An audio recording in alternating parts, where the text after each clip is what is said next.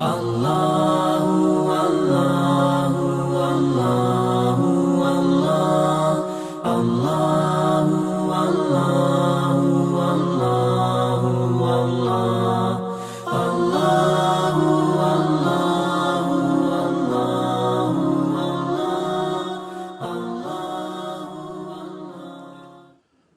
باللہ من الشیطان الرجیم بسم اللہ الرحمن الرحیم وَلَقَدْ نَصَرَكُمُ اللَّهُ بِبَدْرٍ وَأَنْتُمْ أَذِلَّةٌ صدق اللہ مولانا العظیم۔ فضائے بدر پیدا کر کے فرشتے تیری نصرت کو، فضائے بدر پیدا کر کے فرشتے تیری نصرت کو، اتر سکتے ہیں گردوں سے قطار اندر قطار اب بھی۔ اللہ رب العزت کی حمد و ثنا اور حضور راحت قلب و جان صلی اللہ تعالی علیہ وآلہ وسلم کی بارگاہ کرم میں عقیدتوں، محبتوں اور چاہتوں کا خراج پیش کرنے کے بعد آج 17 رمضان المبارک ہے، غزوہ بدر ہے، کفر اور اسلام کا سب سے پہلا معرکہ غزوۃ البدر، جس کو قرآن مجید نے یوم الفرقان کہا ہے، یعنی حق اور باطل کے درمیان فرق کرنے والا معرکہ۔ آج ان شہداء بدر کی بارگاہ میں خراج تحسین پیش کرنے کا دن ہے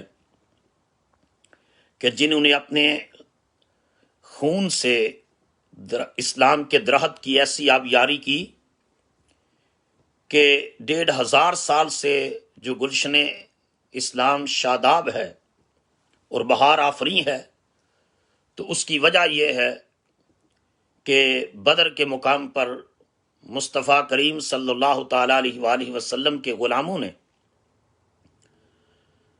نتائج کی پرواہ کیے بغیر، ظاہری اسباب کی کمی کے باوجود، محض اللہ کی ذات پر توکل اور رسول اللہ صلی اللہ علیہ وسلم کی عالمگیر لیڈرشپ کے انڈر وہ کارنامہ سر انجام دیا جس نے کفر کی کمر کو توڑ کر رکھ دیا۔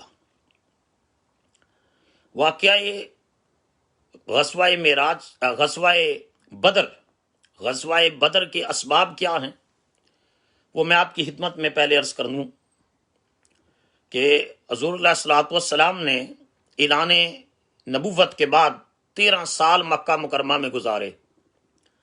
حضور صلی اللہ علیہ وسلم نے تمام انسانی کوششیں اور کاوشیں صرف کر دیں کہ میری قوم کے افراد یعنی اہل مکہ اس دعوت حق کو قبول کر لیں اور اس دین کے امین بن جائیں اور پوری دنیا میں اس کلمہ حق کو اور کلمہ خیر کو پھیلانے کا ذریعہ بنے۔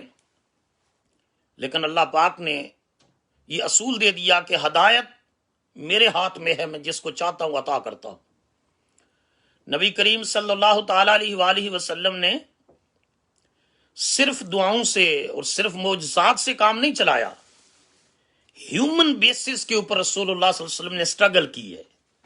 سٹیپ بائی سٹیپ حضور نے ایک ایک لمحہ اللہ کا دین غالب کرنے کے لیے اور کلمات اللہ کے احیاء کے لیے حضور صلی اللہ علیہ وسلم نے ساری انسانی کوششیں اور کاوشیں صرف کر دیں۔ لیکن جن کے مقدر میں شقاوت تھی وہ اس امانت کی امین نہ بن سکے، سوائے گنتی کے چند لوگوں کے مکہ مکرمہ اور مکہ اور پورا میٹروپولیٹن ایریا جو مکہ کا ہے وہ کفر و شرک کے اوپر، بت پرستی کے اوپر ڈٹا رہا۔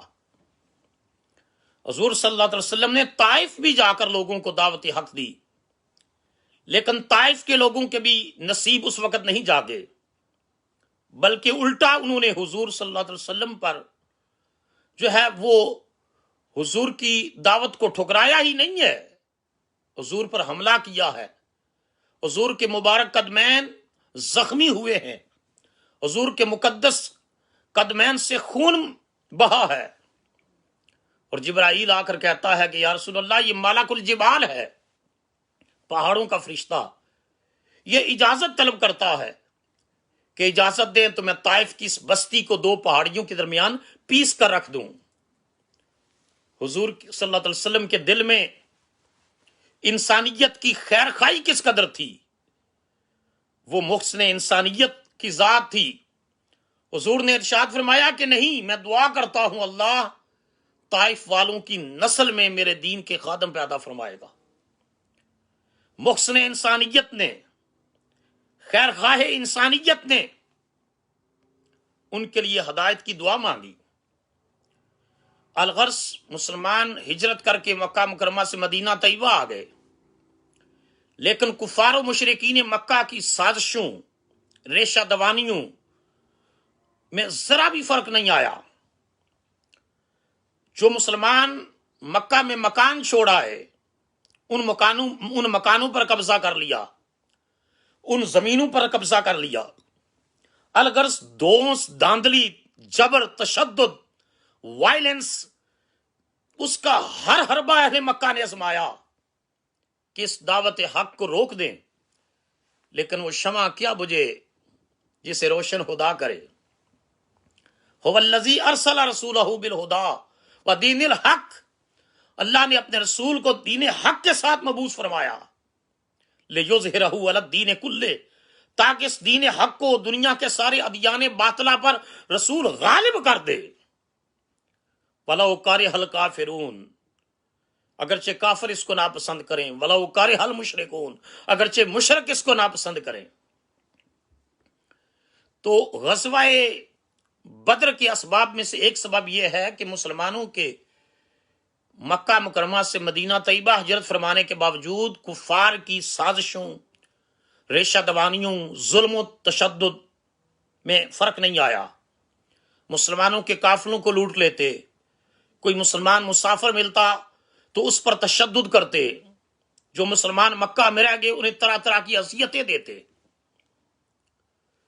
اس کے علاوہ یہ بھی ہے کہ مسلمان مکہ مکرمہ میں جب عرصہ حیات تنگ ہو گیا تو حبشہ گئے کہ وہاں جا کر، عیسائی ملک تھا، وہاں جا کر اللہ کا دین، اس کا کام کرے اور عبادت تو کرے اور اللہ کی بندگی کا دم بھریں۔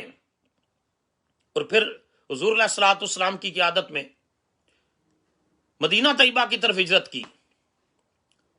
اب کفار و مشرکین نے ڈپلومیٹیکلی، سفارتی ذرائع استعمال کیے اور حبشہ اور مدینہ طیبہ جو پہلے یثرب تھا، وہاں کے سرداروں اور زعماء کو کہا کہ ہمارے کچھ لوگ بھاگ کر یہاں آئے ہیں، ان کو واپس بھیجا جائے۔ اب ان حالات میں جب انہوں نے تمام قسم کی مخالفت کی انتہا کر دی تو ایک راستہ باقی بچتا تھا کہ وہ یہ کہ یا خاموشی سے ان کا ظلم سہا جائے، دوسرا راستہ یہ تھا کہ ریزسٹنس شو کی جائے۔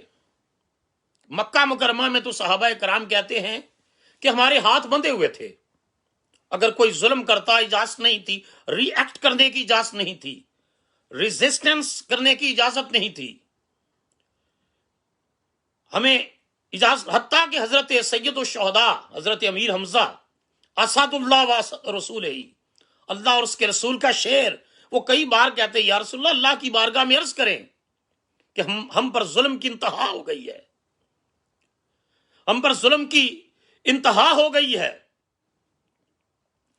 ہم اللہ کی بارگاہ سے اجازت مانگتے ہیں کہ ہم اپنا رد عمل دیں۔ حضور ارشاد فرماتے چچا حمزہ انتظار کرو، اللہ کی طرف سے پیغام آئے گا۔ کچھ عرصے کے بعد یہ اللہ تعالیٰ نے اجازت دے دی۔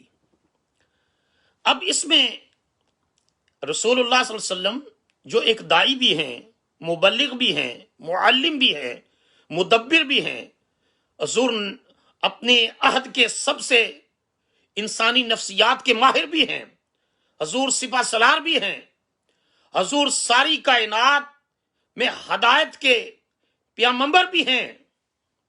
حضور علیہ الصلوۃ والسلام حالات کا گہرا تجزیہ فرماتے تھے۔ چنانچہ حضور نے پلان یہ کیا کہ دشمن نہ صرف ہمیں جسمانی طور پر اذیت دیتا ہے، ذہنی طور پر ٹارچر کرتا ہے، بلکہ ڈپلومیٹیکلی بھی، سفارتی سطح پر بھی دشمن اپنی تمام چالیں چلنے کے لیے تمام کوششیں بروئے لاتا ہے۔ چنانچہ حضور علیہ الصلوۃ والسلام نے یہ پلان کیا کہ دشمن کی اکنامک جو پوزیشن ہے اس کو کمزور کیا جائے۔ جب اکنامیکلی دشمن کمزور ہوگا، معاشی طور پر کمزور ہوگا، تو اس کے نتیجے میں اس کی جو دشمنی ہے، عداوت ہے، اس کا زور ٹوٹے گا۔ چنانچہ رسول کریم صلی اللہ علیہ وسلم نے اپنے صحابہ کرام کے ہمراہ اس قافلے کو روکنے کی کوشش کی جو ابو سفیان کی قیادت میں مکہ مکرمہ سے یمن، یہ جو ریڈ سی ہے، بحر احمر، ریڈ سی کے کنارے یمن سے شام کی طرف بہت بڑا تجارتی کاروان چلتا تھا قریش کا، اور قریش اور مکہ کے ارد گرد کے جو قبائل تھے ان کے تجارت کے جو قافلے جاتے، مشہور اورنٹیلسٹ سپرنجر نے لکھا ہے کہ 2.5 لاکھ پاؤنڈ کی سالانہ کی معیشت یہ اس ریڈ سی سے وابستہ تھی اہل مکہ کی۔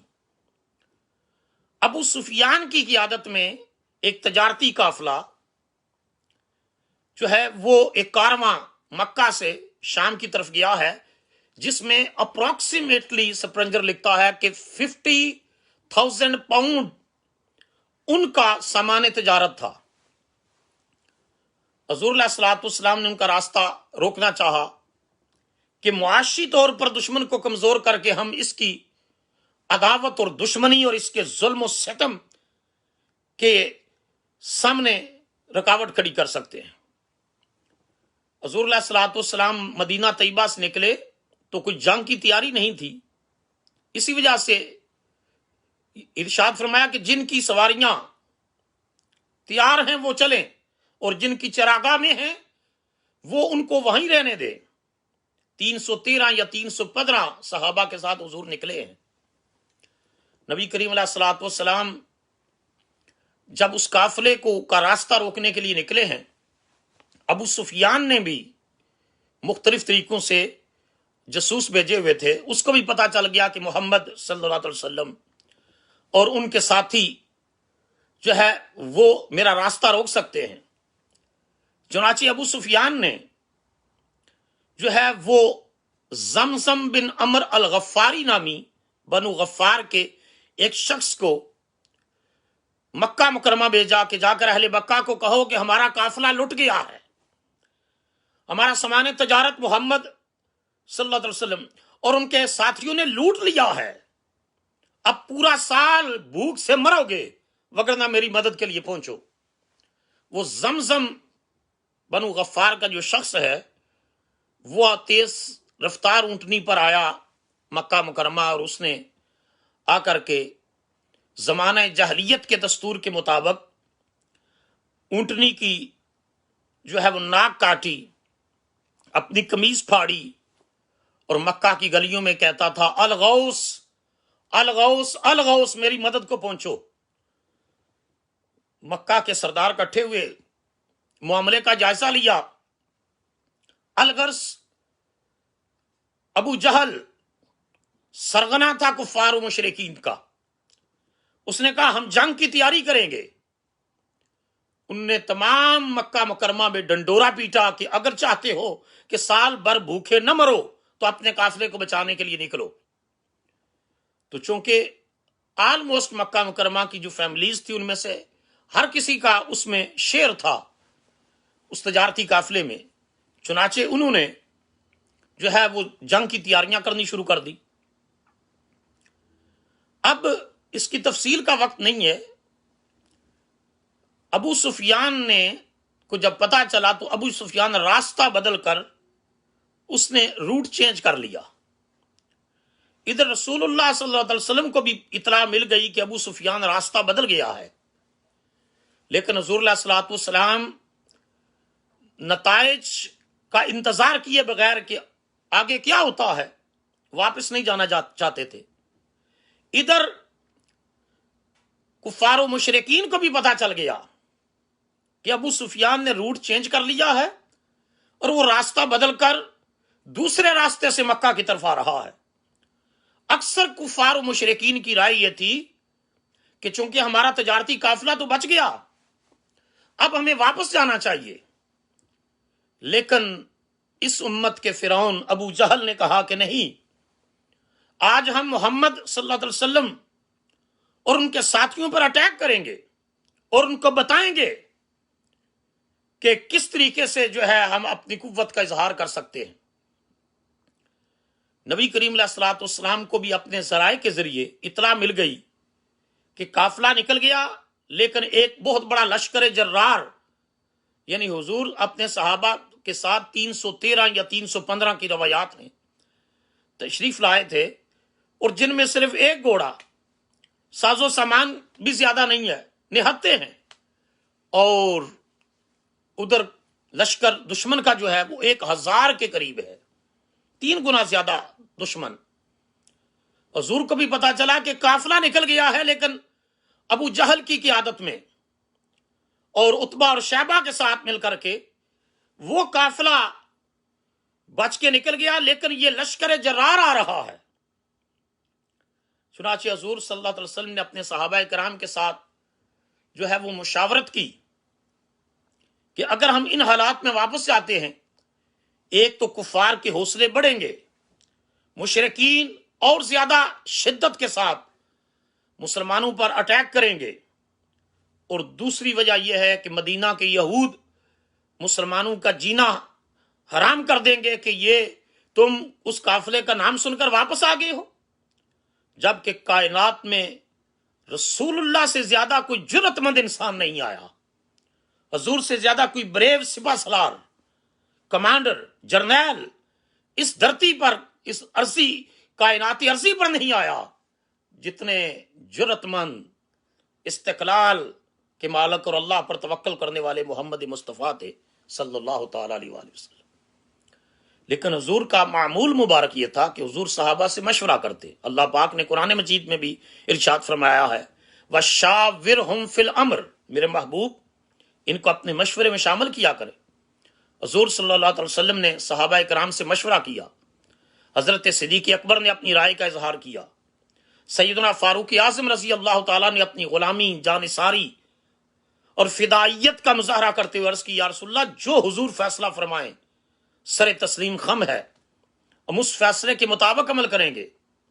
حضور صلی اللہ علیہ وسلم اب انصار کی طرف متوجہ ہوتے ہیں، تو انصار کے میں سے حضرت مقداد بن عمر رضی اللہ تعالیٰ نے جن جذبات کا مظاہرہ کیا ہے، میں چاہتا ہوں کہ حضرت ضیاء الامت جسٹس پیر محمد کرم شاہ الازہری رحمۃ اللہ تعالیٰ علیہ کی جو سیرت کی کتاب ہے ضیاء النبی جو انہوں نے لکھی، ان سے آپ کو حضرت مقداد کے وہ کلمات پڑھ کر سناؤں کہ ان حالات میں جب دشمن کی تعداد 3 گنا زیادہ ہے، رسول اللہ پر ایمان لانے والے، اللہ کا دین لے کر چلنے والے کتنے غیرت مند ہوا کرتے ہیں، کتنے جرأت مند ہوا کرتے ہیں، ساز و سامان کی کمی کے باوجود اللہ اور اس کے رسول کی ذات پر انہیں کتنا اعتماد ہوا کرتا ہے۔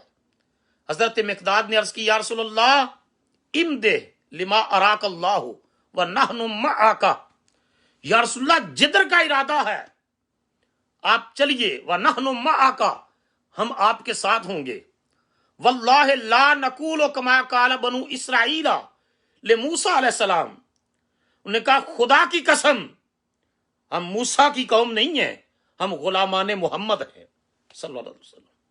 جب موسیٰ علیہ السلام نے اپنی قوم کو کہا کہ چلو فرعونیوں سے نجات کے لیے چلو، تو انہوں نے کیا کہا تھا؟ مقداد کہتے ہیں یا رسول اللہ، جب انہوں نے کہا ہم بنی اسرائیل نہیں ہیں، ہم غلامان مصطفیٰ ہیں، جن نے کہا تھا، بنی اسرائیل نے کہا تھا اذهب انت وربک فقاتلا انا ہاہنا قاعدون، کہ اے موسیٰ تو جا اور تیرا رب جانے، تو جا اور تیرا رب جا کر لڑو دشمن سے، انا ہاہنا قاعدون، ہم یہاں بیٹھ کر تیرا اور تیرے رب کا تماشا دیکھیں گے۔ لیکن عرض کی یا رسول اللہ ہم آپ کے غلام ہیں، ہم کہتے ہیں ولیکن اذهب انت وربک فقاتلا इन्ना माकुम माकुमा मुकातिलून, या रसूल अल्लाह आप चलिए, आपका रब चले, आप लड़े, आपका रब लड़े। इन्ना माकुम मुकातिलून, हम आपके और आपके रब के साथ दुश्मन से टकराएंगे। और सुनिए हजरत मिकदाद के सुबहान अल्लाह कलिमात, फवल्लज़ी बअस बिल हक़ के, अर्ज की या रसूल अल्लाह, उस रब की इज्जत की कसम जिसने मुस्तफा को हक के साथ मबऊस किया है, लो सिरता बिना इला बिरदिल गिमा इला बिरकिल गिमाद लजालदुना मअक मिन दूनी हत्ता तबलुगा, या रसूलुल्लाह अगर आप हमें बरकुल गिमाद तक भी ले जाएं तो हम आपके साथ चलेंगे और आपकी माइयत में दुश्मन से जंग करते जाएंगे यहां तक कि हम आपके साथ वहां तक पहुंच जाएं। हुजूर सल्लल्लाहु अलैहि वसल्लम ने उनकी ईमान अफरोज तकरीर सुनकर हुजूर का चेहरा खुशी से चमक उठा। हुजूर खुश हुए कि मेरे गुलाम ने अपने ईमानी जज्बात का इजहार किया है। उसके बाद रसूलुल्लाह सल्लल्लाहु अलैहि वसल्लम ने फरमाया, अशीरू अलैया अय्युहन नास, लोगों मुझे मशवरा दो। हजरत साद बिन मुआज सुनकर उठे, अर्ज की या रसूलल्लाह, वल्लाहि लका अन्नका तुरीदुना या रसूलल्लाह, या रसूलल्लाह आप हमसे मशवरा मांग रहे हैं। हुजूर सल्लल्लाहु अलैहि वसल्लम ने इरशाद फरमाया, हाँ। अब हजरत साद बिन मुआज उठे, उनका ईमान अफरोज खुतबा सुनिए, अल्लाह अकबर। उन्होंने अर्ज की, फकद आमन्ना बेका व सद्दकना का व शहीदना अन्ना मा जिता बिही हुवल हक़्क़ु, या रसूलल्लाह हम हुजूर पर ईमान लाए हैं, हमने हुजूर की तस्दीक की है, हमने उस बात की गवाही दी है जो रसूलुल्लाह लेकर आए हैं। व आतईना का अला ज़ालिका उहूदना व मवासी का ना अला सम व तातिला का, हमने हुजूर से वादा कर रखा है कि खुशहाली होगी या गम होगा, परेशानी होगी या खुशी होगी, जिस किस्म के भी हालात होंगे हम रसूलुल्लाह का साथ नहीं छोड़ेंगे। फमद या रसूलुल्लाह लिमा अराता, या रसूलुल्लाह जिधर का इरादा है चलिए, व नहनु मअका, हम आपके साथ होंगे। और ये भी कहते हैं, फवल्लज़ी बअसका बिल हक़ के, उस जात की कसम जिसने या रसूलुल्लाह आपको हक के साथ मबूस किया है, लो इस्ता रदता बिनल बहरा, अल्लाहु अकबर अल्लाहु अकबर। कहा या रसूलुल्लाह अगर आप हमें समंदर में कूदने का हुक्म देंगे, खुद ताहू लखुदना मअका, अगर आप हमें इजाजत देंगे कि समंदर में कूद जाएं तो या रसूलुल्लाह हम समंदर में कूद जाएंगे मअका, आपके साथ। मा तहल्लफ मिन्ना राजुलन वाहिदुन, एक आदमी भी हम में से पीछे नहीं रहेगा, या रसूलुल्लाह एक आदमी भी पीछे नहीं रहेगा।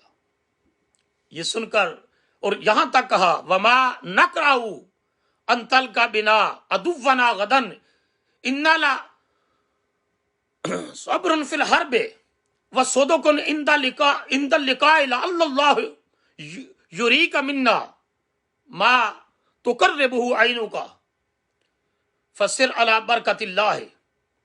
अर्ज की या रसूलुल्लाह सल्लल्लाहु अलैहि वसल्लम, कल आप दुश्मन का मुकाबला करेंगे, हम जंग के मैदान में सब्र करने वाले हैं, दुश्मन के मुकाबले के वक्त हम सच्चे हैं, हमें उम्मीद है कि अल्लाह आपको हमसे वो कारनामे दिखाएगा जिससे मुस्तफा की आंखें ठंडी हो जाएंगी। अल्लाह अकबर, हुजूर की आंखें ठंडी हो जाएंगी। और कहा फसिर अला बरकतिल्लाह, अल्लाह की बरकत पर चलिए। हजरत साद की इन पाकीज़ा और मुजाहिदाना जज्बात सुनकर रसूलुल्लाह की खुशी की हद न रही। हुजूर सल्लल्लाहु अलैहि वसल्लम ने फरमाया, सीरू व अबशिरू फ इन्नल्लाह कद वअदनी इहदा ताइफतैन वल्लाहि लकअन्नी अलआन अंजुरु इला मसारिल कौम। हुजूर ने फरमाया, फिर चलो तुम्हें खुशखबरी हो, अल्लाह ने मुझे दो ग्रोहों में से एक ग्रोह पर गलबा देने का वादा फरमा लिया है।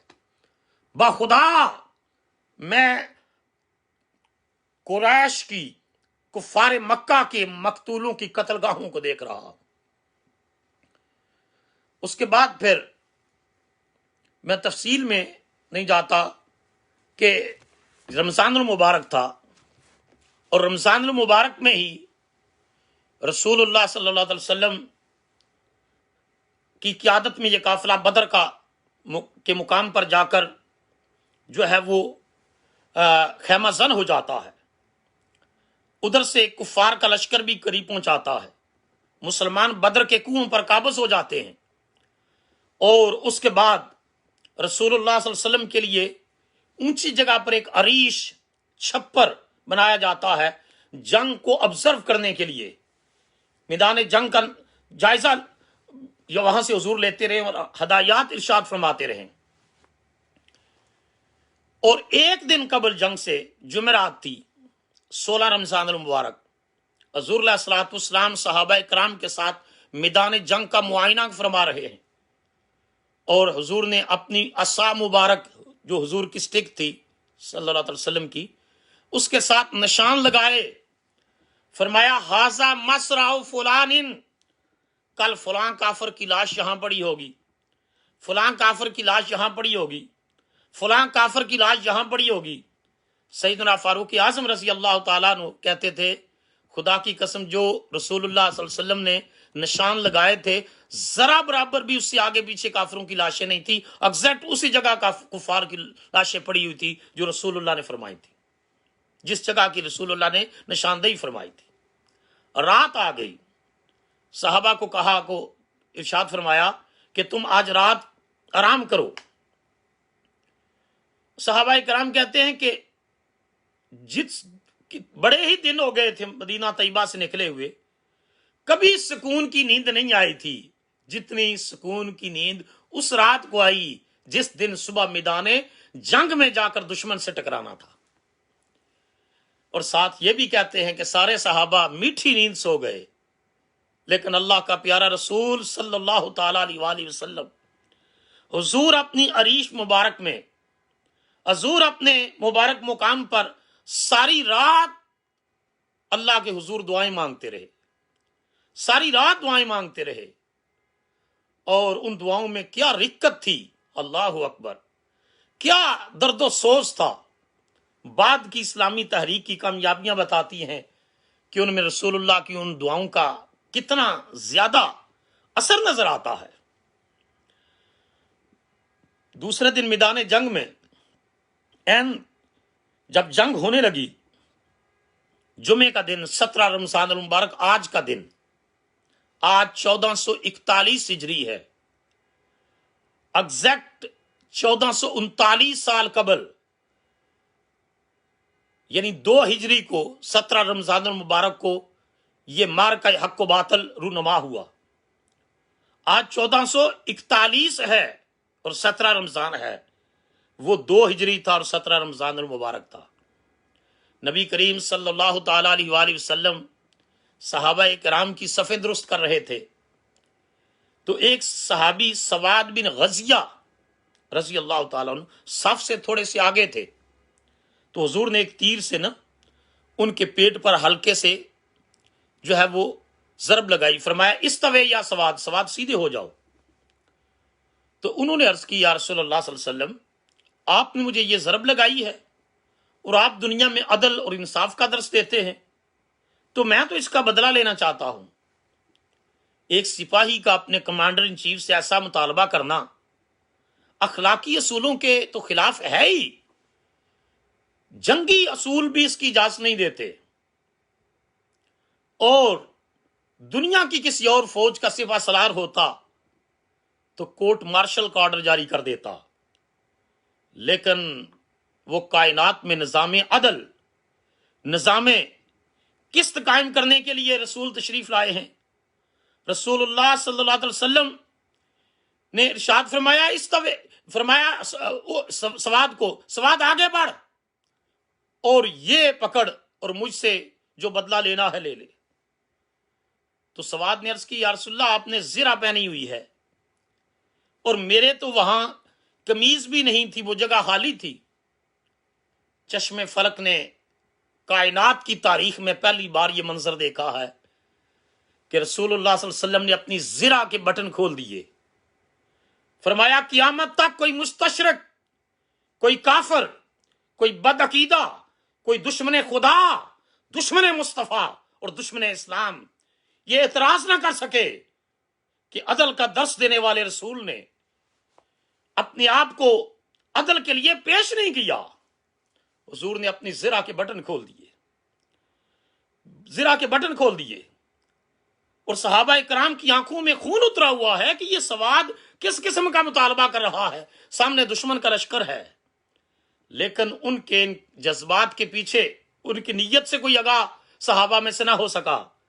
سواد نے حضور صلی اللہ علیہ وسلم کے اس تیر کو چوما. بعض روایات میں آتا ہے تیر ہے اور بعض روایات میں آتا ہے کہ چھڑی تھی، اور چوم کر سائڈ پہ رکھا اور آگے بڑھ کر حضور کے جسم مبارک، حضور کے شکم اقدس کے بوسے لینے شروع کر دیے.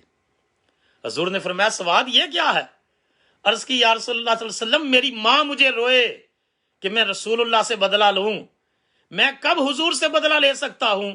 میں نے تو سوچا میدان جنگ ہے، دشمن سے مقابلے کا وقت ہے، دشمن سے لڑائی ہوگی، ٹکرائیں گے، شہید ہو جائیں گے، قبر میں جائیں گے، تو میں تو قبر میں جانے سے پہلے اپنے جسم کو مصطفیٰ کریم کے مبارک جسم سے مس کرنا چاہتا تھا، تاکہ قبر میں حضور کے جسم کی خوشبوئیں لیتا رہوں. اللہ اکبر. جس ذات کے غلام اس اپنے آقا سے اتنا پیار کرنے والے ہوں، ان کے مشن کو کوئی شکست دیکھ سکتا ہے؟ میدان جنگ میں موت کے منہ میں جا کر بھی قبر میں حضور کے جسم کے لمس اور خوشبو کے حلے لینے کے لیے غلام حضور کے جسم کے بوسے لیتا ہے. الغرض نبی کریم صلی اللہ تعالی علیہ وآلہ وسلم نے صحابہ کرام کی صف بندی کی. ادھر کفار کا لشکر جرار 3 گنا زیادہ لشکر ہے، وہ بھی صف بندی کر رہا ہے.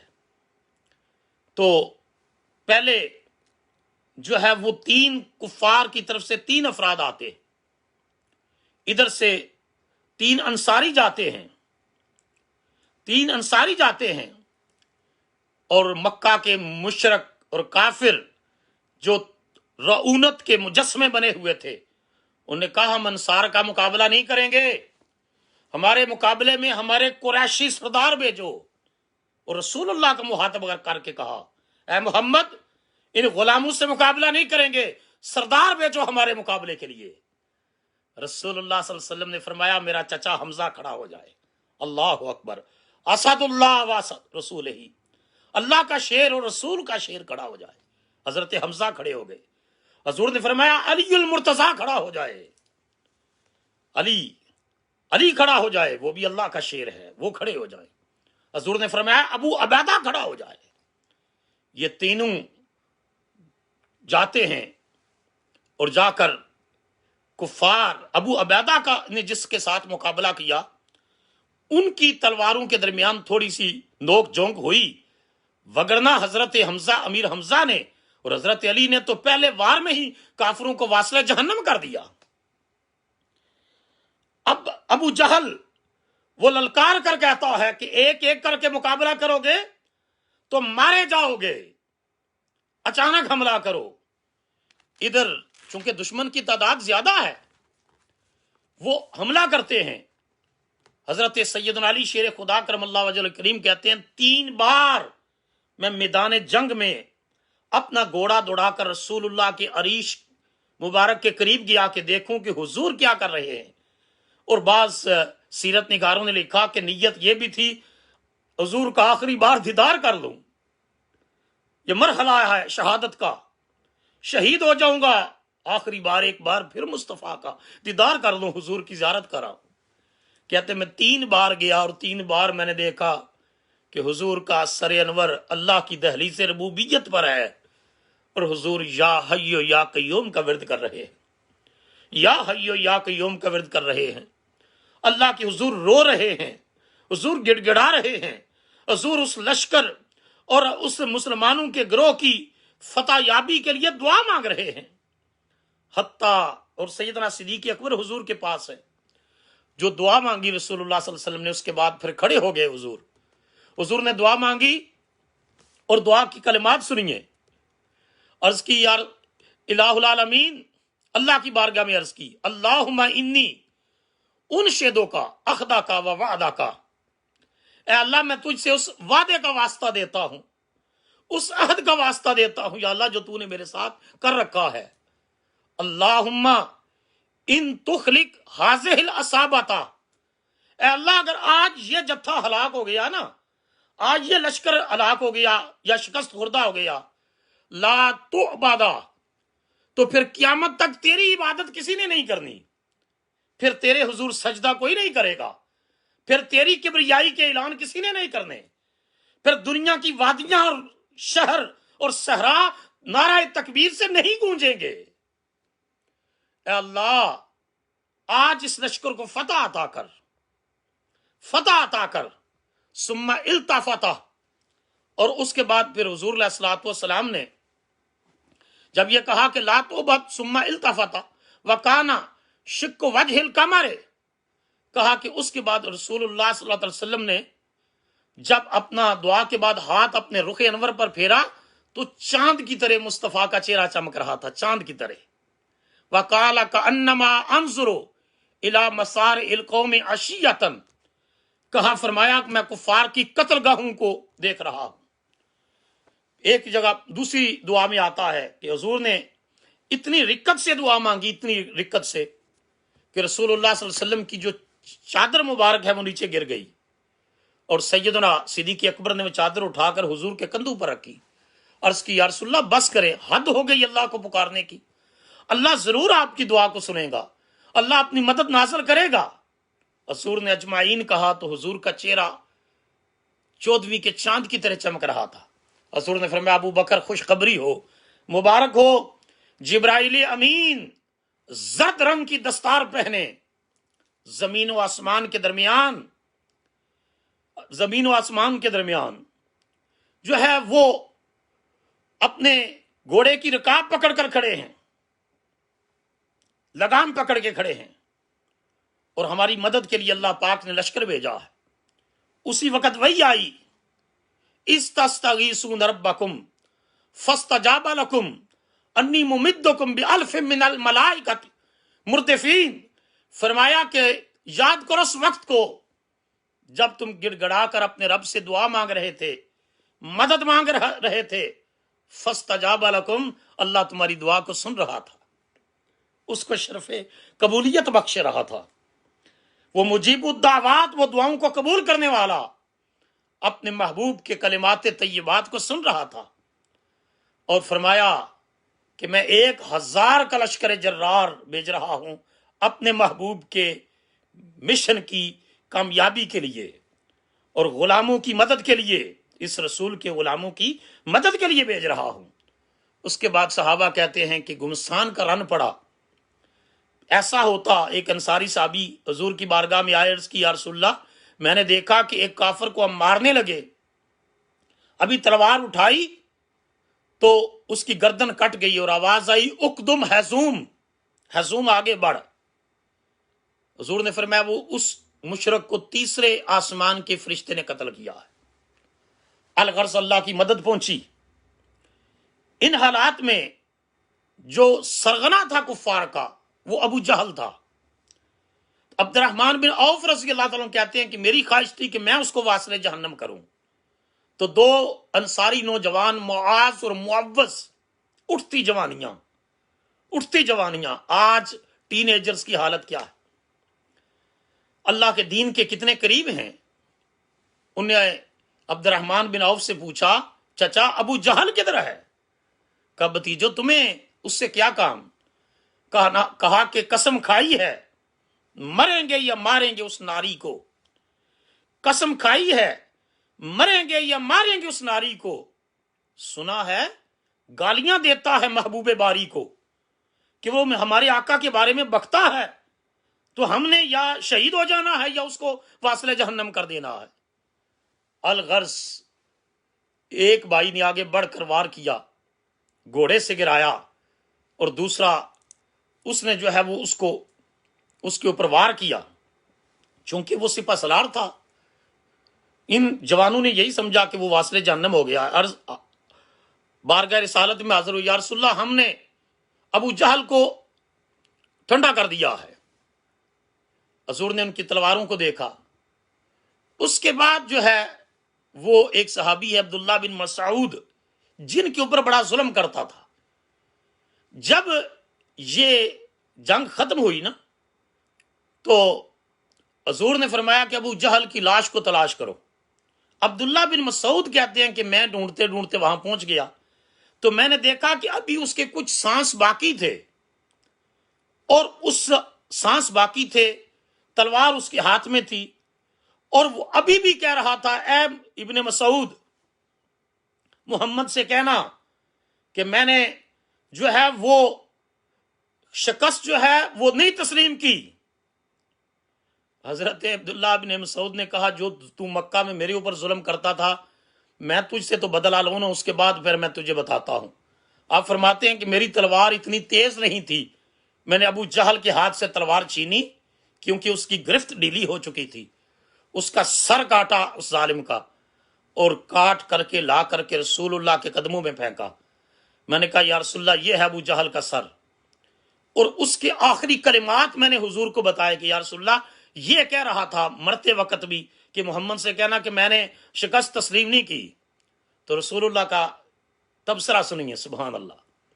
حضور نے ارشاد فرمایا کہ جس طرح اللہ نے سارے نبیوں میں مجھے نبوت میں سب سے آگے رکھا ہے اور قیادت عطا کی ہے انبیاء کی, اور رسولوں کی سیادت و قیادت بخشی ہے, اور میری امت کو ساری امتوں سے افضل رکھا ہے.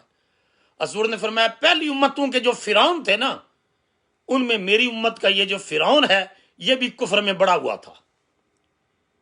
کہ موسیٰ علیہ السلام کے مقابلہ کرنے والا فرعون جب دریا کی جو ہے وہ موجیں آئی ہیں اس وقت وہ بھی کفر سے باز آ گیا, اور اس نے بھی کہا کہ میں موسیٰ اور ہارون کے رب پر ایمان لاتا ہوں اور میں گواہی دیتا ہوں کہ موسیٰ اور ہارون کا رب سچا ہے.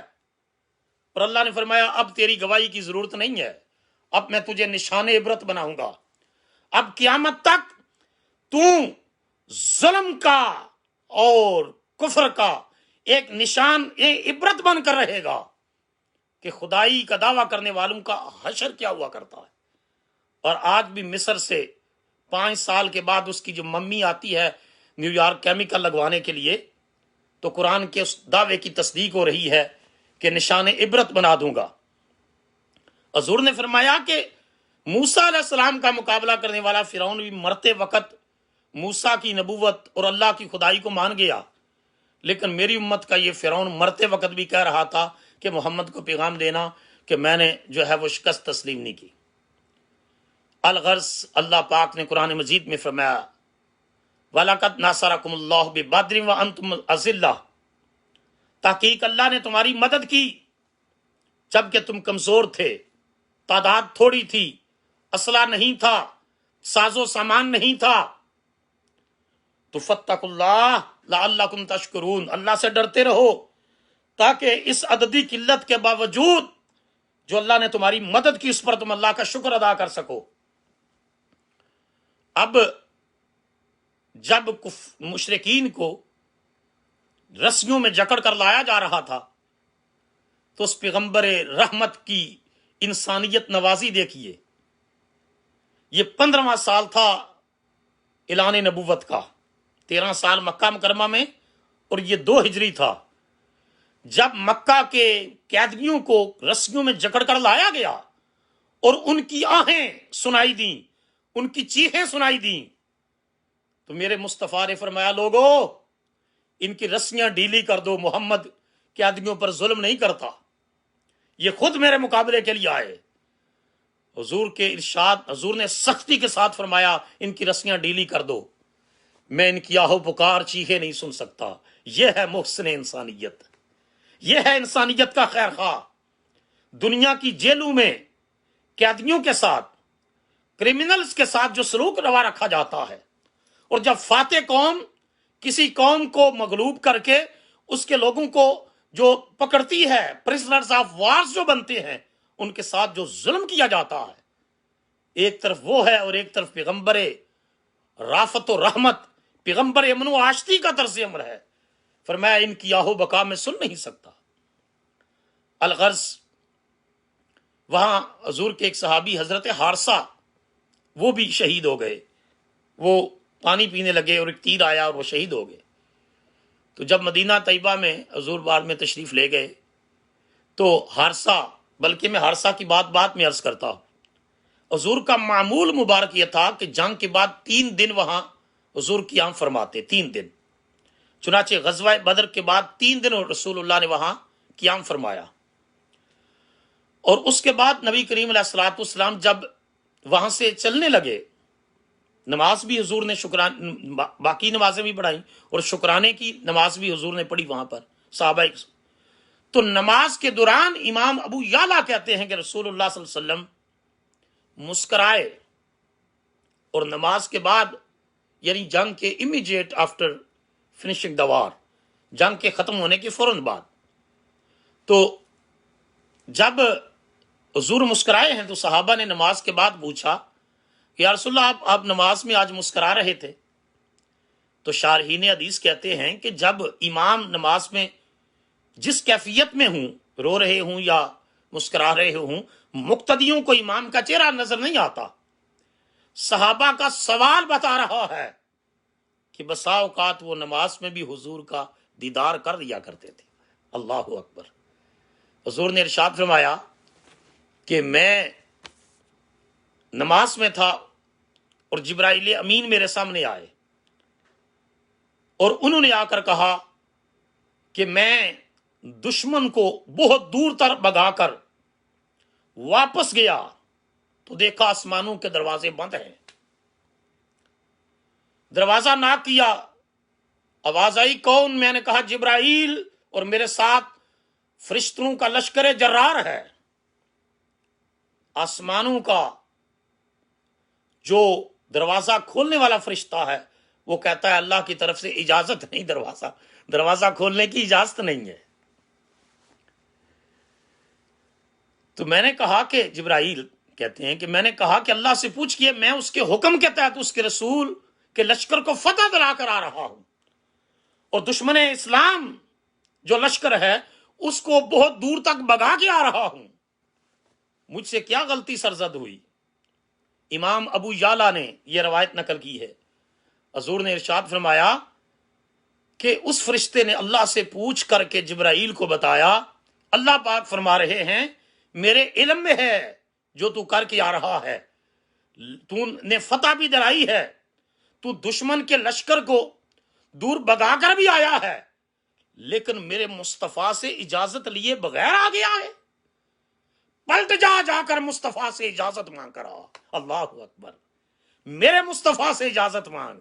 حضور نے فرمایا جب وہ واپس آیا اجازت لینے کے لیے تو میں حالت نماز میں تھا، تو جب وہ سامنے آ کر مسکرایا تو حضور نے فرمایا پھر میں بھی مسکرایا، اور اس مسکراہٹ میں پیغام یہ تھا جبرائیل تو سدرۃ المنتہا پر بھی رہ کر اندازہ کر سکتا ہے کہ مقام مصطفیٰ کیا ہے، شان مصطفیٰ کیا ہے، عظمت مصطفیٰ کیا ہے، محمد تاجدار ختم نبوت کی شان کیا ہے، کہ حضور کی اجازت کے بغیر تو فرشتہ اللہ کی بارگاہ میں رسائی نہیں پا سکتا، ملا کہاں رسائی پا سکتا ہے؟ کوئی مولوی کہے، کوئی مفتی کہے، کوئی محقق کہے کہ رسول کے وسیلے کی ضرورت نہیں، ڈائریکٹ خدا سے مانگو اور خدا تک جاؤ، تو پیغام یہ ہے کہ جبرائیل کو کے لیے بھی دروازہ بند ہے، میرے مصطفیٰ سے اجازت لے کر آ۔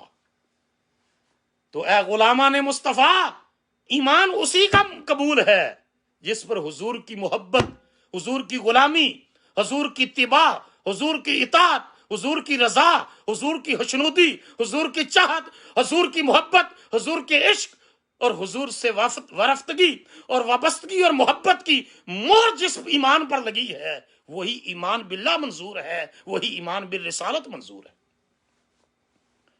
حضور علیہ الصلوۃ والسلام وہاں سے مدینہ طیبہ تشریف لاتے ہیں، شاندار فتح ملتی ہے، اور وہاں حضرت حارثہ کا میں نے عرض کیا تھا وہ شہید ہوئے، ان کی والدہ بارگاہ رسالت میں حاضر ہوئی، عرض کی یا رسول اللہ صلی اللہ علیہ وسلم میرا بیٹا حارثہ شہید ہو گیا ہے۔ حضور نے ارشاد فرمایا ہاں۔ تو عرض کرتی ہیں میرا بیٹا اگر جنت میں گیا ہے تو میں صبر کروں گی، اگر اس کا ٹھکانہ کسی اور جگہ ہے تو میں اتنا روؤں گی کہ میری آنکھوں کی بینائی ختم ہو جائے گی۔ رسول اللہ جلال میں آگ جاتے ہیں صلی اللہ علیہ وسلم۔ حضور فرماتے ہیں ویحا کہ یا ام حارثہ، حارثہ کی ماں، یہ عربوں میں معمول تھا غصے کے وقت یہ جملہ کہا تھا، تو ہلاک ہو، تو برباد ہو، تو سمجھتی ہے کہ حارثہ جنت میں نہیں گیا؟ فرمایا اللہ کی 8 جنتیں ہیں اور تیرا بیٹا حارثہ صرف جنت میں نہیں گیا، وہ جنت الفردوس میں گیا ہے۔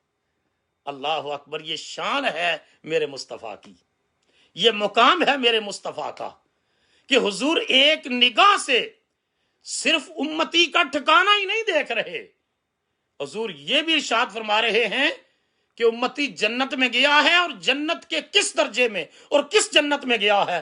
8 جنتوں میں جنتیں ہیں، فرمایا تیرا بیٹا جنت الفردوس میں گیا ہے۔ حدیث پاک میں آتا ہے کہ عربی زبان میں، عربی میں مدینہ کی گلیوں میں وہ بوڑھی عورت اونچی آواز میں کہتی جا رہی تھی، بخ بخ یا حارثہ، واہ واہ یا حارثہ، واہ واہ اے حارثہ، رب نے تجھے جنت بھی دی ہے اور وہ بھی جو جنت الفردوس ہے۔ تو میرا رسول صلی اللہ علیہ وسلم کی نگاہ نبوت امتیوں کے آخری ٹھکانے سے بھی واقف ہیں کہ حضور جنت میں کس درجے اور مقام میں پہنچیں گے۔ اس میں پیغام کیا ہے؟ جن لوگوں نے، شہدائے بدر نے اپنی جان اس مقام پر دی، اس وقت اسلامی تحریک کو ابھی غلبہ اس طریقے سے نہیں ملا۔ پھر غزوہ احد ہوتا ہے، پھر اس کے بعد جو ہے وہ جا کر کے غزوہ خندق ہوتا ہے، مار کے ہوتے ہیں، پھر حدیبیہ ہوتا ہے، پھر فتح مکہ کے بعد جا کر جو ہے فتح مبین۔ لیکن جنہوں نے نتائج دیکھے بغیر، مدح و ستائش کے بغیر اپنی جانیں قربان کی، بدری صحابہ کا قرآن میں اللہ پاک نے فیصلہ نازل کر دیا کہ بعد میں آنے والے ان کا مقابلہ نہیں کر سکتے جنہوں نے مشکل وقت میں دین کا ساتھ دیا، مشکل وقت میں دین کا ساتھ دیا اور اللہ کے رسول کے سپاہی بنے، دین کی مدد کی، اپنے مال کے ذریعے دین کی مدد کی، اپنی جانوں کے ذریعے دین کی مدد کی، اپنے جذبات اللہ کے رسول کے لیے وقف کر دیے۔ آج ہماری حالت کیا ہے؟ حضور علیہ الصلوۃ والسلام نے فرمایا تھا تم پر ایک وقت آئے گا۔ آج ہماری حالت دیکھیے، اقبال چیختے تھے، روتے تھے، تیرے صوفے ہیں افرنگی، تیری قالینیں ہیں ایرانی، لہو مجھ کو رلاتی ہے جوانوں کی تن آسانی۔ آج نسل نو کس طرف جا رہی ہے؟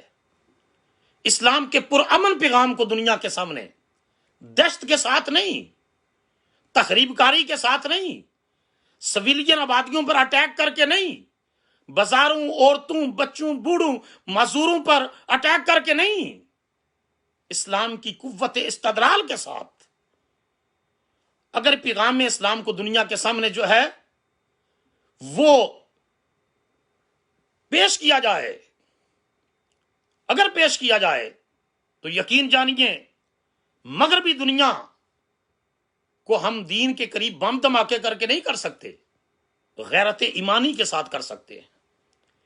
قرآن مجید اور ارشادات مصطفیٰ کے اندر دلیل کی طاقت اتنی ہے، علم کی طاقت اتنی ہے، عقل کی طاقت اتنی ہے کہ فریق مخالف اسلام کی، قرآن کی، ارشاد مصطفیٰ کی دلیل کا مقابلہ کر ہی نہیں سکتا۔ 1500 سال ہو گیا اور انٹیلیسٹ مستشرقین قرآن مجید سے نقص ڈھونڈنے کی کوشش کر رہے ہیں، لیکن قرآن مجید کے اس چیلنج کا جواب دیا کسی نے؟ ان کنتم فی ریب مما نزلنا علی عبدنا فاتوا بسورۃ من مثلہ وادعوا شہداءکم۔ اے مشرکین مکہ، اے منکرین اسلام، اے منکرین عصمت مصطفیٰ، اے منکرین عصمت قرآن، اگر اس قرآن کے کتاب الہی ہونے اور مصطفیٰ کے رسول اور آخری رسول ہونے میں تمہیں شک ہے تو ایک آیت اس جیسی بنا کر لے آؤ اور اپنے حمایتیوں کو بھی بلا لو۔ اگر تم ایسا نہ کر سکو، قرآن مجید نے کہا وَدُوا شُهَدَاكُمْ، اور اپنے حمایتیوں کو بلا لو، اور اگر تم ایسا نہ کر سکو، اور پھر آگے قرآن نے پریڈکشن کی کہ تم ہرگز ایسا نہ کر سکو گے، تو پھر اس آگ کے لیے تیار ہو جاؤ جس کا ایندھن انسان اور پتھر بنیں گے۔ وَلَن تَفْعَلُوا، عربی زبان میں یہ شل کے معنی میں آتا ہے۔ You would never be able to write a single verse, a small verse like a verse of Quran۔ ایک چھوٹی سی آیت، قرآن کی آیت جیسی تم بنانے کے قابل نہیں ہو۔ تو قرآن کی چیلنج کا کوئی جواب دے سکا؟ قرآن کا ایک پورا سبجیکٹ ہے، اس پر میں ایک لیکچر دوں گا، قرآنک چیلنجز اور پریڈکشنز جو قرآن نے کی ان کے اوپر۔ دلیل کی طاقت اتنی ہے، اور اگر جنگ ہو بھی تو حضور نے حالت جنگ میں بوڑھوں کے اوپر حملہ کرنے سے منع کیا، عورتوں پر حملہ کرنے سے منع کیا، حضور نے جو ہے بچوں پر حملہ کرنے سے منع کیا، حضور نے ٹریڈرز جو لوگوں کو فوڈ پرووائڈ کرتے ہیں ان پر حملہ کرنے سے منع کیا، رسول اللہ صلی اللہ علیہ وسلم نے سویلین آبادی پر اٹیک سے منع کیا، فروٹ بیرر ٹریز جو پھلدار درخت ہیں ان کو کاٹنے سے منع کیا، چرچز پر حملہ کرنے سے منع کیا، کسی بھی قوم کی عبادت گاہ پر حملہ کرنے سے منع کیا، پریسٹ جو مذہبی لیڈر ہوتا ہے کسی بھی قوم کا اس کے اوپر حملہ کرنے سے منع کیا، صرف ان کے ساتھ حالت جنگ میں مقابلہ کرنے کی جو ہے وہ اجازت دی کہ جو مسلح ہو کر سامنے آئے ہیں۔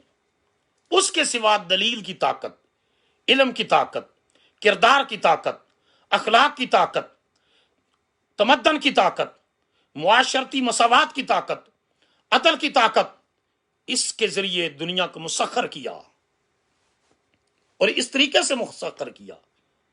آج دیکھیے پوری دنیا میں ایک کرونا وائرس، کشمیر میں لاک ڈاؤن ہوتا ہے، پوری دنیا کا لاک ڈاؤن ہو جاتا۔ کشمیر میں کتنے ہی بوڑھے ہیں جو 7-8 مہینے سے گھروں کے اندر قید ہیں۔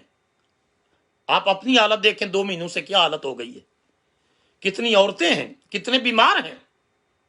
جب تک دنیا میں ظلم کا خاتمہ نہیں ہوگا اس وقت تک دنیا میں دہشت گردی ہوتی رہے گی، اور دہشت گردی مسلمان نہیں کرتا، دہشت گردی وہ کرتے ہیں جو دنیا کا امن اور سکون تہ و بالا کرنا چاہتے ہیں۔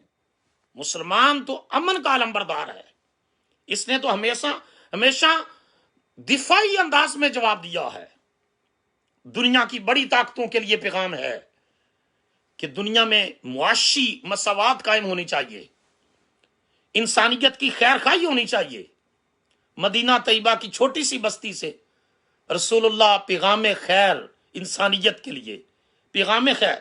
اور اس میں وقت نہیں کہ میں بتاتا، ایک وہ بھی مرحلہ آیا جب کفار ایک جو ہے وہ علاقے سے بنو حنفیہ کے گندم جاتی تھی مکہ مکرمہ کی طرف، غلہ جاتا تھا، اور مکہ والے حضور کے مخالف تھے، اور بنو حنفیہ کا سردار مسلمان ہو گیا، اس نے غلے کی ترسیل روک دی، اور مکہ دشمن ہے، وہاں دشمن بیٹھا ہے، یعنی ابو جہل کے مرنے کے بعد ابو سفیان کی قیادت میں مکہ دشمن بن کے کھڑا ہے اور انٹر ہونے کی اجازت نہیں دیتا۔ ان حالات میں اہل مکہ اپلیکیشن بھیجتے ہیں مدینہ مصطفیٰ کی طرف کہ اپنے غلام بنو حنفیہ کے سردار کو کہے کہ ہمارا غلہ نہ روکے، ہماری معاشی جو ہے وہ تنگ دستی سے فائدہ نہ اٹھایا جائے۔ رسول اللہ آرڈر جاری کرتے ہیں سمامہ بن اسال کو کہ غلے کی ترسیل نہ روکی جائے، دشمن کے لیے بھی۔ مصطفیٰ نے یہ دنیا میں معاشی مساوات بھی قائم کی، یہ نہیں کہ چند ملک اور چند خاندان پوری دنیا کی اکانومی کے اوپر قبضہ کر لیں اور غریب تر ہوتا رہے۔ آج ضرورت ہے کہ کشمیر کا لاک ڈاؤن ختم کیا جائے تاکہ ہندو بنیاں جو مسلمانوں پر ظلم کر رہا ہے کشمیر میں، اس بنیے کے ظلم اور جبر کا ہاتھ دنیا روکے، ان کشمیریوں کا لاک ڈاؤن بھی ختم ہو اور پوری دنیا کا لاک ڈاؤن ختم ہو۔ مسلمان امن کے دائی ہیں. اسلام دین امن ہے، مساوات کا درس دیتا ہے، خیر خائی کا درس دیتا ہے. میں ختم کرتا ہوں اس بات کی طرف کرتے ہوئے کہ اس دعا کے ساتھ بھی کہ دنیا میں جو ہے وہ اللہ اس وبا کو ختم کرے، امریکہ کے اندر سے بھی ختم کرے. اس ملک میں ہم رہتے ہیں، اس ملک کے لیے ہم دعا کرتے ہیں کہ جہاں ہم اللہ کے دین کا پیغام پہنچاتے ہیں، مسجدیں بنائی ہیں، بچوں کو دین پڑھا رہے ہیں. تو حضور نے حبشہ میں صحابہ کو بھیجا تو وہ عیسائی ملک تھا. حضور نے فرمایا ارض و صدقن، سچائی کی زمین ہے، وہاں جا کر رہو کہ دین کا امن کے ساتھ وہاں کام کرو. تو ہم لوگوں کہتے ہیں کہ جس ملک میں رہو امن کے ساتھ وہاں اللہ کے دین کا کام کرو، دلیل کی قوت کے ساتھ کرو، امن کی طاقت کے ساتھ کرو. کچھ لوگ سوال کرتے ہیں کہ جی بدر میں جو فرشتے آئے تو وہ کشمیر میں فرشتے کیوں نہیں آتے؟ ان کا جواب سن لو کہ جو کہتے ہیں کہ جو فرشتے بدر میں آئے وہ کشمیر میں کیوں نہیں آئے. ہمارے ایک عالم تھے مفتی صاحب، کچھ عرصہ پہلے وصال فرما گئے، اللہ ان کی بخشش فرمائے.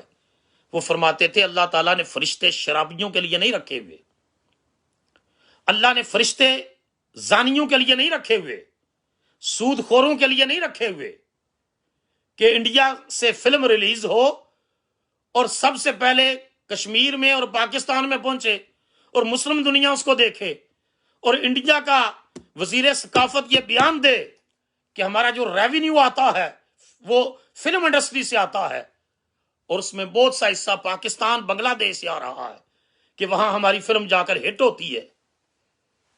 تو اللہ نے فرشتے ان لوگوں کے لیے نہیں رکھے. فرشتے کن کے لیے رکھے ہوئے؟ فرشتے آج بھی نازل ہو سکتے ہیں، شرط یہ ہے کہ کردار تو خالد بن ولید جیسا ہو نا. کردار تو خالد بن ولید جیسا ہو کہ ایک جنگ میں دشمن کا مقابلہ کرتے ہوئے ان کی ٹوپی گر جاتی ہے، این میدان جنگ میں دشمن سے مقابلہ ہو رہا ہے، تلواریں چل رہی ہیں، وہ گھوڑے سے نیچے اترتے ہیں اور اپنی ٹوپی اٹھاتے ہیں، ٹوپی اٹھا کر پکڑتے ہیں نیچے سے اور دوبارہ سر پر رکھتے ہیں ٹوپی. اللہ مسلمانوں کو فتح عطا کرتا ہے، فتح عطا کرتا ہے مسلمانوں کو. بعد میں جو جرنیل تھے انہوں نے خالد بن ولید کو گھیر لیا، انہوں نے کہا کہ آپ اتنے تجربہ کار سپہ سالار ہیں، این میدان جنگ میں تلواریں چمک رہی تھی، معمولی سی ٹوپی کے لیے آپ نیچے گئے، اگر دشمن حملہ کرتا آپ شہید ہو جاتے، آپ کو پتہ ہے ہمارا کتنا نقصان ہوتا. خالد بن ولید کا جواب سنیے. حضرت خالد بن ولید نے ارشاد فرمایا یہ راز کی بات تھی، بتانا نہیں چاہتا تھا، مگر تم نے پوچھا تو بتا دیتا ہوں کہ خالد نے آج تک کسی میدان میں شکست نہیں کھائی. تو وجہ صرف یہ ہے کہ میں نے اپنی ٹوپی میں اپنے پیارے مصطفیٰ کا منہ مبارک رکھا ہوا ہے، حضور کا منہ مبارک ہے میری ٹوپی میں. تو جب لڑتے ہوئے وہ ٹوپی نیچے گری تو میں نے سوچا خالد تیری گردن کٹ جائے، لیکن کملی والے کے منہ مبارک، حضور کے بال مبارک والی ٹوپی پر کسی کافر کے گھوڑے کا قدم نہیں آنا چاہیے. چنانچہ میں نے حضور کی منہ مبارک کے احترام میں، تعظیم و تکریم میں گردن جھکائی اور ٹوپی اٹھا لی. اے غلامان مصطفیٰ، میری فتح اور کامیابی کا راز یہ ہے کہ میرے سر میں جو ٹوپی ہے سر پر، اس میں حضور کا منہ مبارک ہے. امام حسن رضا نے کہا تھا جو سر پہ رکھنے کو مل جائے نالے پاکے حضور تو پھر کہیں گے ہاتھ تاجدار ہم بھی ہیں. تو آج بھی اگر ہم حضور سے محبت اسی انداز سے کریں، پاکستان میں ہر چوتھے دن نیا تماشا شروع ہو جاتا ہے. ختم نبوت میں یہ ترمیم کی جا رہی ہے، ختم نبوت میں یہ ترمیم کے عقیدے میں یہ ترمیم کی جا رہی ہے. یاد رکھ لیں کہ ختم نبوت کا عقیدہ اسی طرح بنیادی عقیدہ ہے جس طرح عقیدہ توحید ہے. جس طرح عقیدہ توحید کے بغیر ایمان کوئی نہیں، اس طرح عقیدہ ختم نبوت کے بغیر بھی ایمان کوئی نہیں ہے. مصطفیٰ اللہ کے آخری نبی ہیں، آخری رسول ہیں، اور قیامت تک رسالت رہے گی تو مصطفیٰ کی، نبوت رہے گی تو مصطفیٰ کی، قیادت رہے گی تو مصطفیٰ کی، سیادت رہے گی تو مصطفیٰ کی. خلق سے اولیاء، اولیاء سے رسول، اور رسولوں سے اعلیٰ ہمارا نبی. حاضرین محترم، آج بھی دنیا کے مظلوم لوگ اور مقہور آبادیاں پیغام دے رہی ہیں، یہ لٹی لٹی مساجد، یہ تباہ خانقاہیں شب و روز تک رہی ہیں میرے غازیوں کی راہیں۔ اللہ رب العزت ہمارے نوجوانوں کو دین کا علم عطا کرے،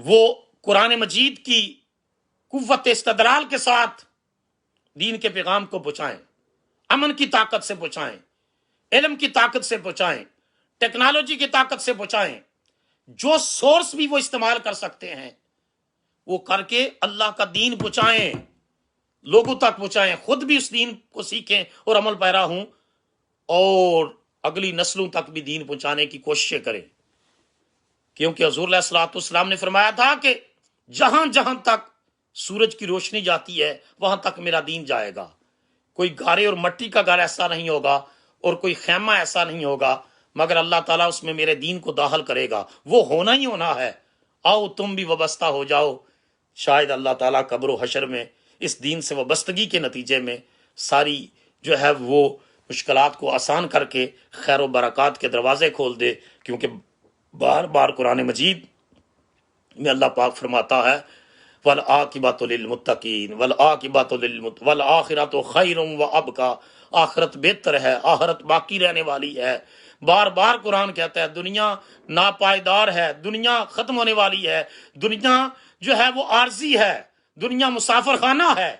وَالْآخِرَةُ خَيْرٌ وَأَبْقَىٰ، آخرت بہتر ہے، آخرت باقی رہنے والی ہے، اور پرہیزگاروں کے لیے آخرت۔ تو آؤ دین کے ساتھ وابستہ ہو جاؤ۔ میں اللہ رب العزت کی بارگاہ میں دعا کرتا ہوں وہ تمام ساتھی جنہوں نے اس لیکچر کو سنا اور اپنی محبت کا اظہار کیا، اللہ ان سب کے لیے برکات کے دروازے کھولے، اور ہم شہدائے بدر کے لیے بھی دعا کرتے ہیں ربنا آتنا فی الدنیا حسنۃ وفی الآخرۃ حسنۃ وقنا عذاب النار وادخلنا الجنۃ مع الابرار یا عزیز یا غفار یا رب العالمین۔ والذین جاءوا من بعدهم یقولون ربنا اغفر لنا ولاخواننا الذین سبقونا بالایمان ربنا اغفر لی ولوالدی وللمؤمنین یوم یقوم الحساب۔ اے اللہ پاک جو کچھ میں نے بیان کیا میرے دوستوں نے سنا، یا اللہ اس کو اپنی بارگاہ میں قبول و منظور فرما، یا اللہ شہدائے بدر کے درجات کو بلند فرما، ان کی قبروں میں انوار و تجلیات الہیہ کا نزول فرما، ان کے جنت میں درجات میں اور اضافہ فرما، اور حضور صلی اللہ علیہ وسلم کا ساتھ دینے والے صحابہ، حضور کے دین کے لیے جان مال تن من دن کی قربانی دینے والوں کے لیے اللہ خیر و برکات اور ان کی قبور کے اوپر جو ہے اپنی رحمتوں کا نزول فرما اور ان کے درجات کو بلند فرما۔ اے اللہ اپنے محبوب کریم صلی اللہ تعالیٰ علیہ وآلہ وسلم کا صدقہ ہمیں دین کے ساتھ سچی وابستگی نصیب فرما، اور دین کے پیغام کو دنیا میں امن کے ساتھ، علم کے ساتھ، دلیل کی طاقت کے ساتھ، ٹیکنالوجیکل ٹولز کا استعمال کر کے دین کے پیغام کو افیکٹولی کنوے کرنے کی توفیق عطا فرما۔ اے اللہ نبی کریم صلی اللہ تعالیٰ علیہ وآلہ وسلم کا صدقہ میرے تمام ساتھی جو اس وقت یہ پورا لیکچر سنا، جنہوں نے خان سلطان محمود خان صاحب ہیں، حاجی نیاز صاحب ہیں، شمریز صاحب ہیں، یہ حسن صاحب ہیں، جو ہے وہ ساتھی جو ہے یہ سید غلام جو ہے غلام نبی صاحب ہیں، پروردگار عالم، اور جتنے ساتھی پہلے بھی تھے سب کے لیے برکات کے دروازے کھول دے، پاکستان کو سالمیت اور استحکام عطا فرما۔ اے اللہ امت مسلمہ کے لیے خیر و برکات عطا فرما، کشمیر کے مسلمانوں کو آزادی عطا فرما۔ اے اللہ کشمیر کے مسلمانوں کو آزادی عطا فرما، یا اللہ کشمیر کے مسلمانوں کو آزادی عطا فرما، ہندو بنیے کے ظلم سے انہیں نجات عطا فرما۔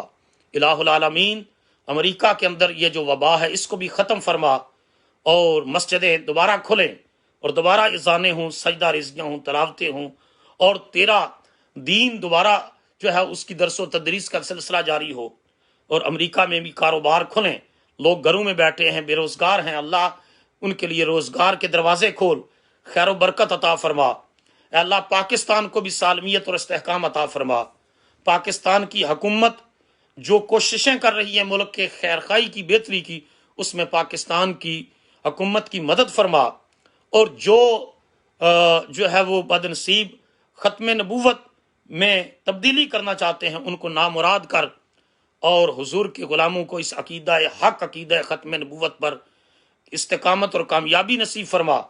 نبی کریم صلی اللہ علیہ وسلم کا صدقہ تمام جہان میں جو مسلمان بیمار ہیں ان کو شفائے کاملہ عاجلہ عطا فرما۔ اس کرونا کے نتیجے میں امریکہ میں کوئی 150 سے 200 کے قریب، ہماری نیو یارک میں اموات ہوئی ہیں 200 کے قریب، یا اللہ ان سب کو مقام شہادت عطا فرما۔ جو اس کرونا کے وجہ سے بیمار ہیں ان کو شفائے کاملہ عاجلہ عطا فرما۔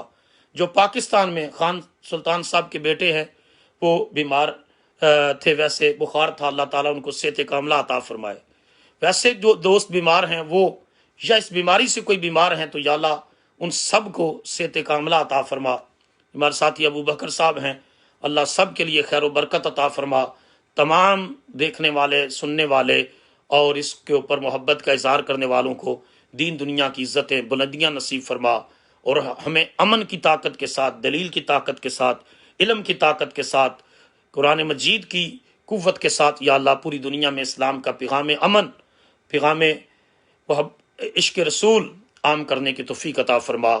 ہم سے وہ کام لیا جس سے تو بھی راضی ہو جائے، تیرا رسول بھی راضی ہو جائے، اور تیرے نبی کا دین کا جھنڈا پوری دنیا میں امن کے ساتھ لہرائے، اور دنیا سے ظلم کا خاتمہ ہو، بد امنی کا خاتمہ ہو، معاشی تنگ دستی کا خاتمہ ہو، ظلم اور ناانصافی کا خاتمہ ہو، اور دنیا میں امن کا بول بالا ہو۔ اللہم اعز الاسلام والمسلمین، اللہم اید الاسلام والمسلمین، اللہم انصر الاسلام والمسلمین، اللہم اغفر للمؤمنین والمؤمنات والمسلمین والمسلمات الاحیاء منہم والاموات۔